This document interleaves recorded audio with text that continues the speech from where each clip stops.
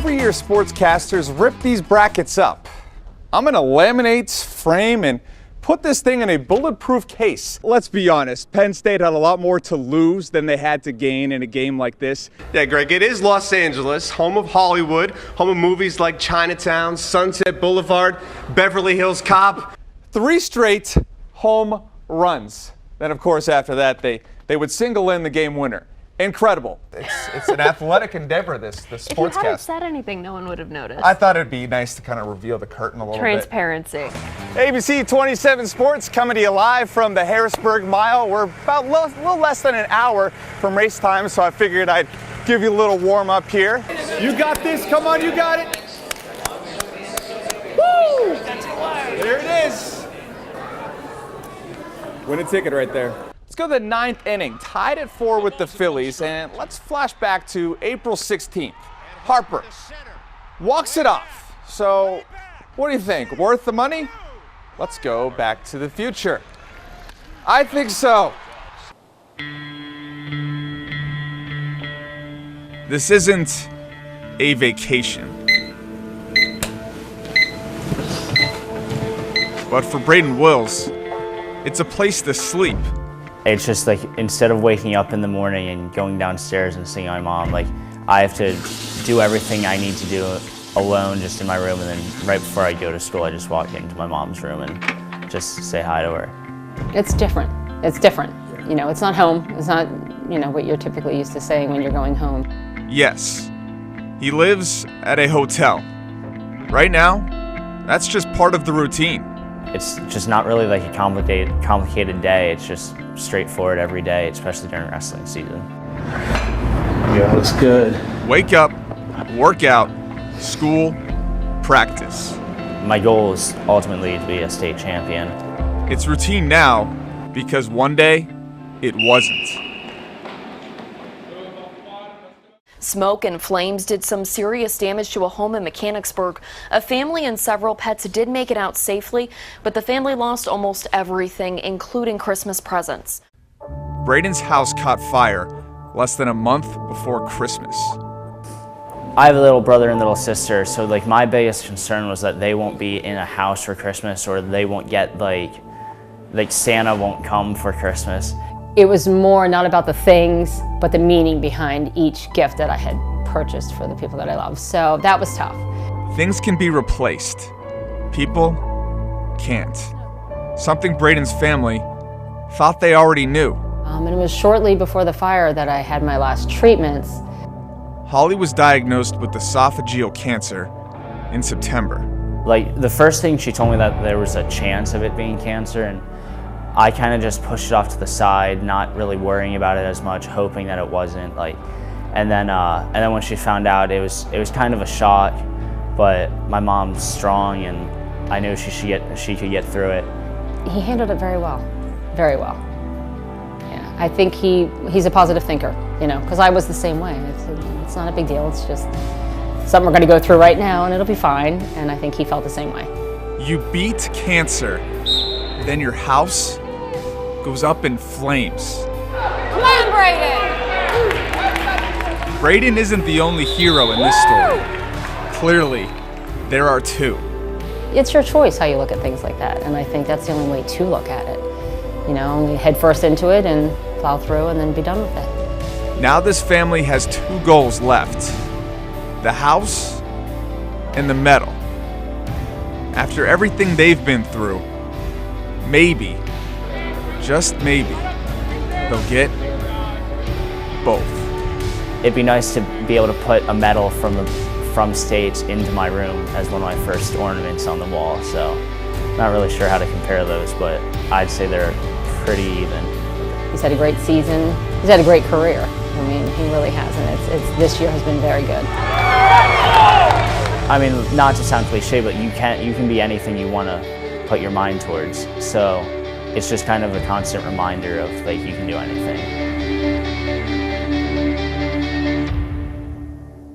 So there are road trips, and then there are road trips. This week, the Bears traveled to St. John's, Canada for the last time. It's a journey they won't soon forget. It starts in Harrisburg, then Toronto, and finally Newfoundland, Canada. After a flight like that, you want to win. Bears trying to hold on to that fourth playoff spot, doing their damage in the first. Tyler Lewington ripping from the point. That tied it at 1. Then check out the stretch pass here off the boards to Travis Boyd. He rips home the goal, and the Bears would go up by as much as 3-1 in this one. But after that, it's all ice caps. Third period, Keegan Lowe, the winner with just 15 seconds left. Bears get one more chance at a souvenir on this trip tomorrow afternoon at 4. And Penn State moved closer to a Frozen Four berth with a 10-3 win over Union. They'll face top-seeded Denver in the Midwest Regional Final tomorrow at 6. City Islanders opener in Richmond, Virginia. Here's the only goal. Hint, Harrisburg did not score it. Connor Shinosky scores in front of a record crowd, 8,000 people. Imagine if we got that here. Harrisburg, penalty kick does not go as City falls in their opener 1-0.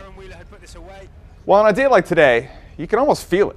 Baseball season, it's just in the air. I mean, take a look at this grass.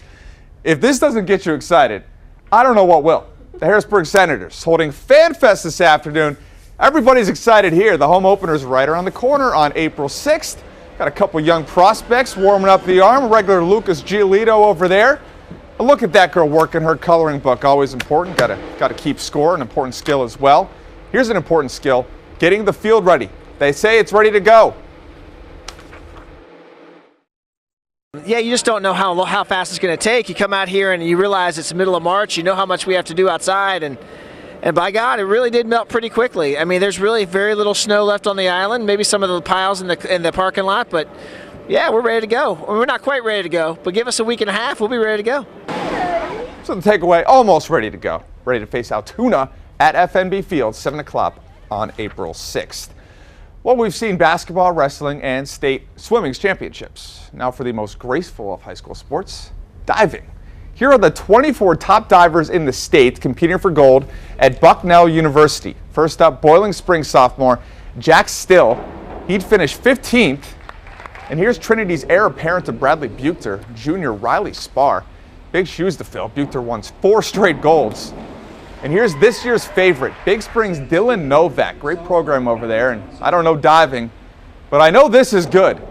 Over 100 points better than second place. Dylan Novak easily takes gold. The girls' AA diving championships kicked off the afternoon at Bucknell. West York's Erica Sarver and Big Springs' Shannon McCabe enter the round first and second. And this is clearly not a sport for those of fear of heights. First dive for Sarver, judges watching. I'm terrified personally to do flips off the diving board. I just dive and I kind of land on my stomach. It's awkward. That was not awkward. That was beautiful. Total of 458. And there's McCabe. That's her best dive. Good enough for second place. She takes silver and Sarver wins gold. It just shows that my diving has gotten better each year, not like stayed the same. So I love to see that improvement, and I hope that's how it is as I continue my career into college as well. So really cool sport. So is the diving season now in the books? How about basketball? Well, Reading, Pine Richland in the 6A state championship. Miami recruit Lonnie Walker drawing a record crowd, over 9,000 people. End of the third, it's the Lonnie Walker show. Now this is the kind of kid you'll see next March Madness. Honestly, maybe someday the NBA. Reading wins its first state title, 64-57.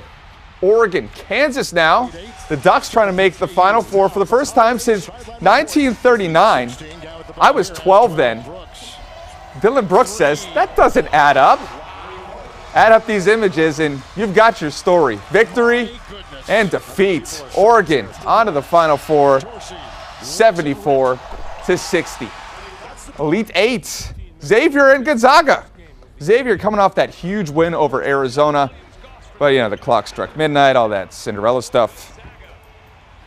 Beauty and the Beast is in theaters now. That's irrelevant. Nigel Williams-Goss and company not to be denied tonight. Gonzaga is on to their first Final Four, 83-59. We'll know the full Final Four tomorrow, and my bracket is really toast. I believe I only have North Carolina left alive. You know how to speak my language because you worked Disney princesses into your sports highlights. Yes, of so course. So I really appreciate you putting that in. Yeah, beyond in terms those I can generally understand. being considered girls' movies, they are well-written stories. Just good movies for Yeah, good everyone. movies. Like they're making The Lessons Little for Mermaid. boys and girls. Little Mermaid into a There are reenactment. so many coming up. Well, on that very sportsy note. Yeah, we got on top of it. We'll be right back.